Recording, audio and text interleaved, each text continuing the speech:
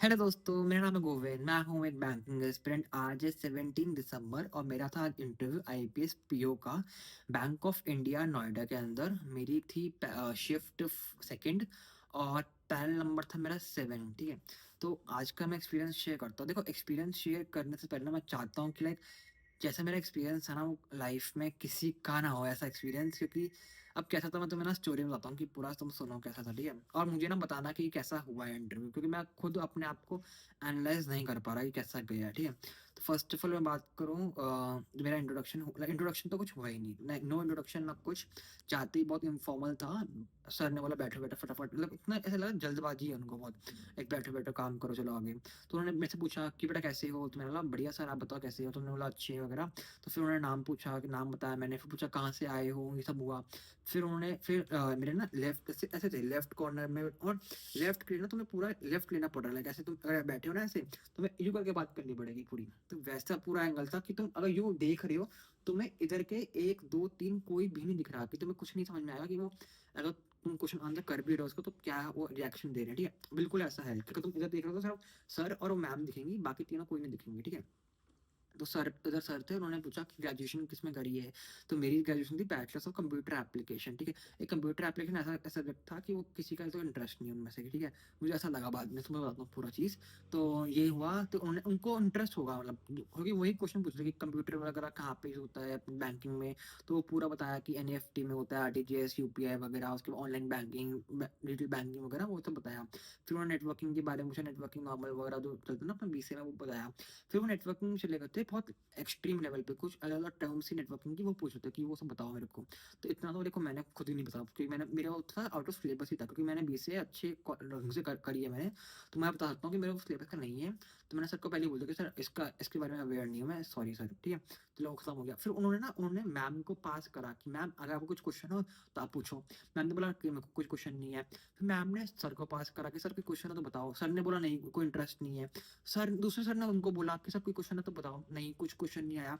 फिर उन्होंने एक और खोला, तो मैं कह रहा हूँ पूरे पैनल में घूम गया कि कोई क्वेश्चन है, किसी को इंटरेस्ट ही नहीं। मतलब मैं तो सोच रहा हूँ कि मैं भाई पीतमपुरा से आया हूँ, लाइक मैं लिटरली मैंने 1.5 2 घंटे ट्रैवल करके आया हूँ, सूट वूट पहन के आया। तुम क्वेश्चन तो पूछ रहे हो मेरे से, किसी को इंटरेस्ट ही नहीं। मतलब होता ना कि they don't have a question for me. मुझे ऐसा लग रहा था कि या तो ना होता ना कि किसी सिचुएशन समझो कि मान लो दो गली के बच्चे खेल रहे हैं। एक गली में पांच पांच छह बच्चे खेल रहे हैं, और दूसरी गली से बच्चा उठ के आ गया कि मुझे भी खिला लो मुझे भी खिला लो, और वो मना कर रहे हैं कि नहीं तेरे को नहीं खिलाएंगे, तेरे में इंटरेस्ट नहीं है। मतलब ऐसा ऐसा सिचुएशन हो रही है कि यार क्या तुम।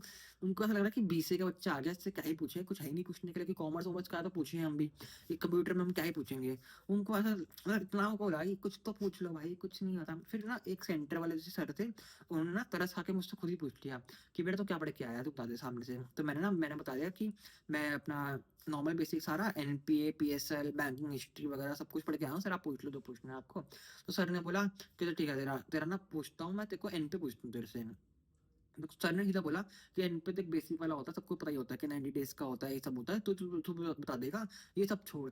तो ये मेरे को बता कि एनपीए इसके अलावा कैसे होता है। तो मैंने सर को बता दिया कि सर, और उसमें उनको सोचना भी नहीं पड़ा मेरे को, उसमें मैं बता दिया कि सर एग्रीकल्चर सेक्टर में होता है। इसमें लाइक जो शॉर्ट टर्म क्रॉप्स और लॉन्ग टर्म क्रॉप्स में होता है। लाइक अगर शॉर्ट टर्म क्रॉप्स है तो उनको थ्री जो फार्मर्स शॉर्ट टर्म क्रॉप्स उगाते हैं उनको लाइक टाइम पीरियड मिलता है 3 सीजन का, तो उसमें होता है। और जो लॉन्ग टर्म उगाते हैं उनको 1 सीजन का टाइम मिलता है। तो उसमें वो संतुष्ट हो गया, उसमें उसको ना ज्यादा खींचा भी नहीं उनको, क्या क्वेश्चन हो गया। फिर उन्होंने पूछा कि सरफेस एक्ट के बारे में पता होगा। मैंने हाँ पता है। तो उनको मैं बताने लगता सरफेस एक्ट के बारे में, उन्होंने बोला पूछ, हमें पूछना ही नहीं वो चीज, सरफेस एक्ट तो छोड़। तू ये बता कि मेरे पास, उन्होंने सिचुएशन दी मेरे को कि मेरे पास मेरे को 70,000 का लोन लेना है, मैं बैंक में गया 70 का लोन लेने, और मैंने इसको अपनी जो जमीन थी मैंने उसको गिरवी रख दिया। अब क्या उस बैंक जो है वो उस जमीन को क्या वो बेच सकता है। तो मैंने बोला नहीं सर, बैंक तो नहीं बेच सकता उसको, तो नॉर्मली उसका वो करेगा कि कहते हैं अपना अगर आप पैसे चुका नहीं पा रहे तो वो अपना पहले 30 डेज का वो लोन उतारेगा, 30 डेज का वो नोटिस भेजेगा, और उसके बाद फिर वो आपका जो एआरसी कंपनी होती है ना, जो एसेट, वो मैंने फुल फॉर्म नहीं बताई, मैंने शॉर्ट फॉर्म बोले थे, जो एआरसी कंपनी होती है कि वो उनको उनको हैंड ओवर कर देगी प्रॉपर्टी, और वो आपका वो आगे देखेगी। फिर उसमें भी वो उन्होंने आगे कोई क्रॉस क्वेश्चन नहीं करी। ठीक है, उसके बाद उन्होंने बोला कि मुझे ना एनपी में थोड़ा कुछ यूनिक सा बता, मुझे ना इंटरेस्ट नहीं आ रहा, कि थोड़ा सा और बता मेरे को, कि मतलब एक आउट ऑफ द बॉक्स चले जा, मतलब कुछ भी उन्होंने ऐसे बोला मेरे को। तो मैं ना बाय चांस की बात है कि मैंने पढ़ रखा था एक एक्स्ट्रा ऑर्डिनरी पॉइंट कि एनपी ना दो तरीके से होते हैं। जो फाइनेंस, एक फाइनेंस बेस होता है, एक नॉन फाइनेंस बेस होता है। फाइनेंस बेस तो तुम्हारा 90 डेज का आता है। नॉन फाइनेंस बेस में ना मान लो जो कैश क्रेडिट वाला जो होता है ना, कैश क्रेडिट में हम लोन लेते हैं और उसमें ना हमें जैसे जो एक बिजनेस ओनर है उसको अपने स्टॉक की वो देने होते हैं, पेपर वर्क देने होते हैं। तो मान लो अगर वो पेपर वर्क भी वो 90 डेज तक नहीं जमा करा पाता तो तब भी वो एंड पे चला जाता है।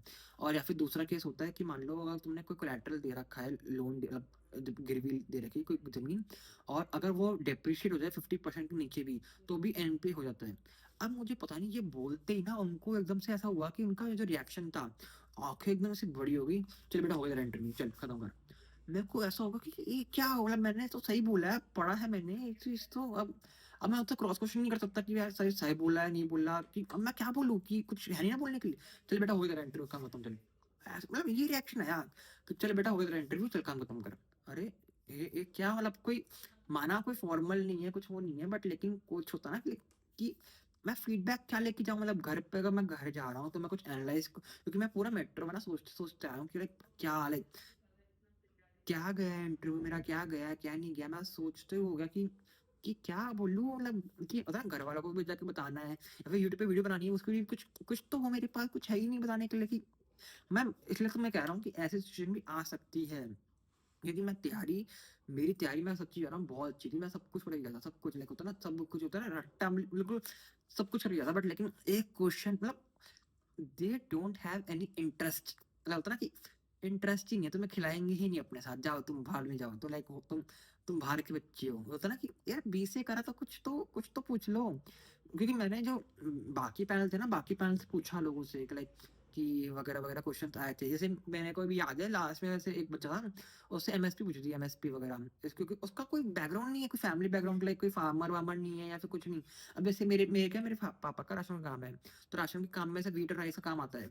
तो मैं पढ़ के गया था स्पेशली कि यार कुछ व्हीट राइस के बारे में उसका एमएसपी वगैरह पूछ ले बाई चांस, तो मैं सब कुछ पढ़ के गया था। मैं इवन मैं सुबह सुबह आज वो राज्यसभा की सीट्स, लोकसभा की सीट वगैरह वगैरह मैं इतना कुछ करके गया था, कुछ एक क्वेश्चन नहीं भाई, उनके पास क्वेश्चन नहीं थे, मतलब ऐसा, मतलब मेरे को ना ऐसा हो रहा है कि लाइक वाई वाई ये चीज ऐसी हो रही है कि इसमें हमारी, मतलब मेरी कोई गलती नहीं ना, क्योंकि अब देखो कॉमन सी चीज है, अगर तुम्हें मतलब ये मान के चलो, मैं ये जो समझाऊं अभी इस तरीके से कि इफ तुम्हें सिलेक्शन चाहिए तो तुम्हें बस तुम्हारे हाथ में मेंस ही है।